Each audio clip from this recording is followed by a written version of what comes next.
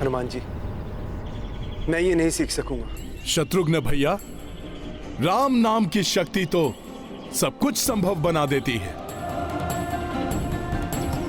राम राम राम राम।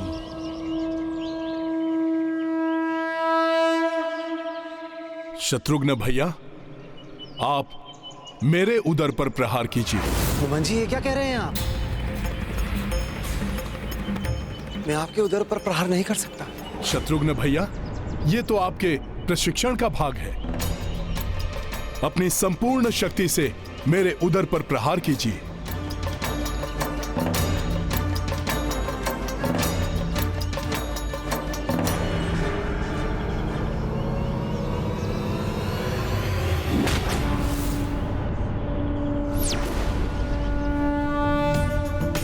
आपको मैं दिखाता हूं। आप सूर्य देव को प्रणाम कीजिए।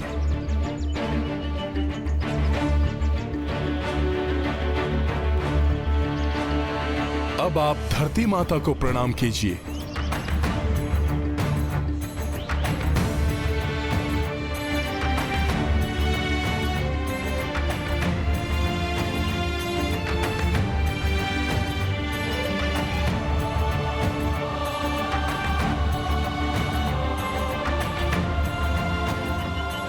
अब पुनः सूर्य देव को प्रणाम कीजिए। हनुमान जी, आप मेरे साथ क्रीड़ा कर रहे हैं क्या? सूर्य देव को प्रणाम कीजिए।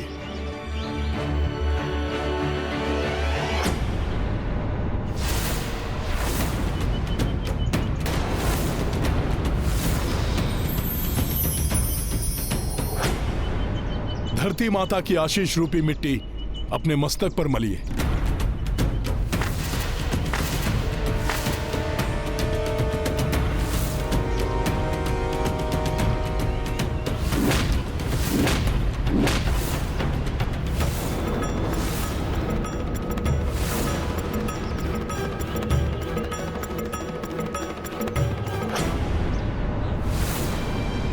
अब आप अपनी ऊर्जा को केंद्रित करना सीख गए हैं। बस अब आपको कुछ दाव ही सीखने हैं।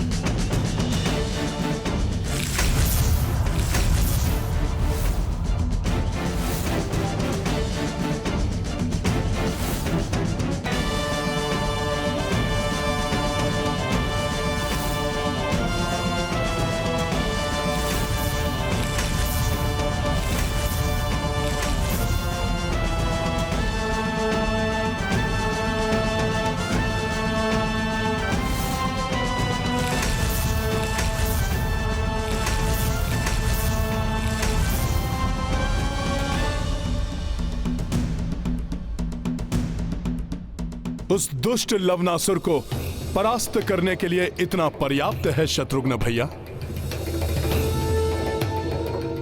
हाँ हनुमान जी, आज हम उस दुष्ट को गिरा कर ही रहेंगे।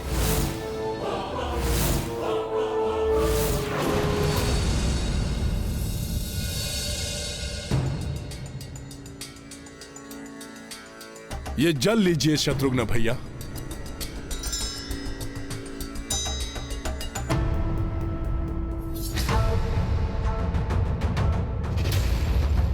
इस जल में आपको कुछ दिखाई दे रहा है क्या? हाँ हनुमान जी, मुझे लवनासुर के शूल का प्रतिबिंब दिखाई दिया।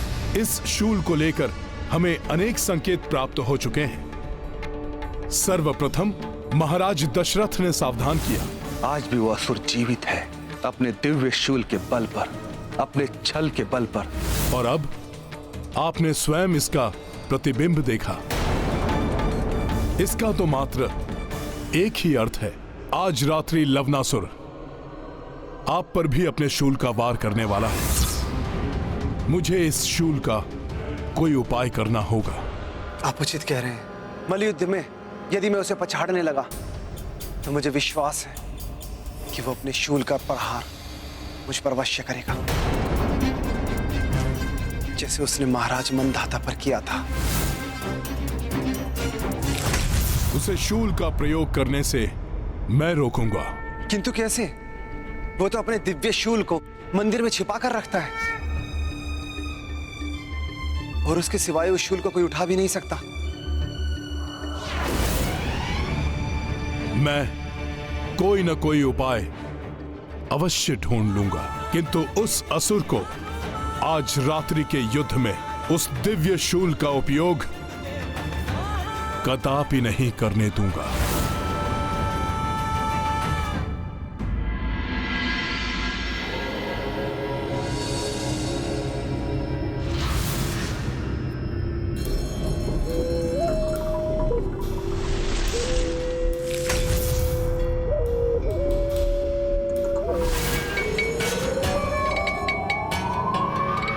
ये लवनासुर कहीं मुझे देख ना ले। मैं मंदिर के घंटे में छिप जाता हूं।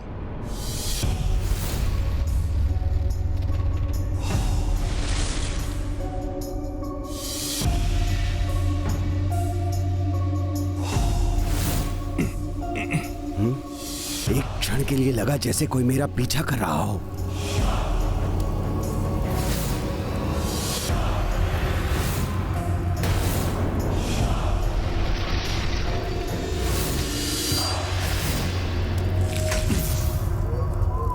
ये मंदिर का घंटा क्यों नहीं बज रहा?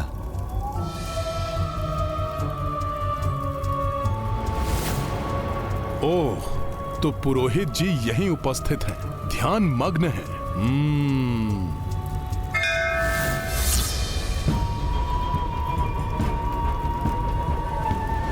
महाराज लवनासुर, आइए महाराज।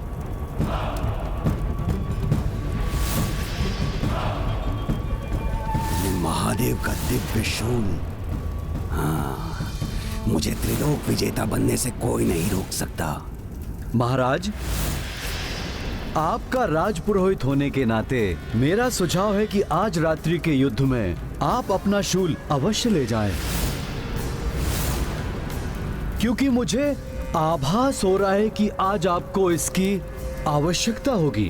राजपुरोहित जी, आपने तो मेरा कार्य और कठिन कर दिया।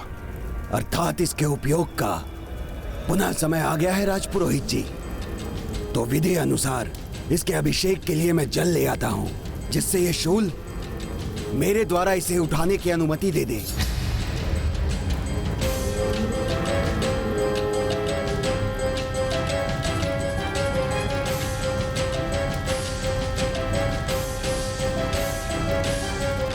मैं क्या करूं? अब कैसे रोकूं इसे? आज तो शिव चौदस है, अब तो भोले बाबा ही पार लगाएंगे, किंतु कहीं ये अनुचित तो ना होगा। कभी कभी बड़े उद्देश्य को पूर्ण करने के लिए छोटी छोटी भूलों की अपेक्षा करनी पड़ती है। श्री राम, श्री राम, श्री राम। राम नाम के प्रभाव से तो राजपुरोहित जी गहरे ध्यान में चले गए।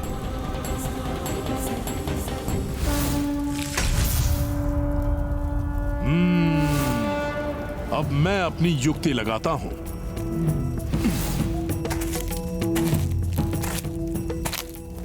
प्रतीत हो रहा है लवनासुर आ गया। शीघ्र ही कुछ करना होगा मुझे।